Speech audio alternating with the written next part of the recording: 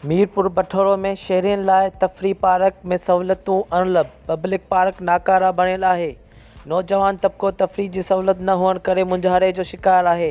इन सिलसिले में शहरी इताद अगवाननि ख़ालिद खटी, अब्दुल गफ़ूर मेमन ऐं ॿियनि जो चयो आहे त मीरपुर बठोरो इल्म ऐं अदब जे करे मशहूरु आहे, पर अफ़सोस सां चवणो थो पवे त हिन वक़्तु शहर में लाइब्रेरी बि न आहे।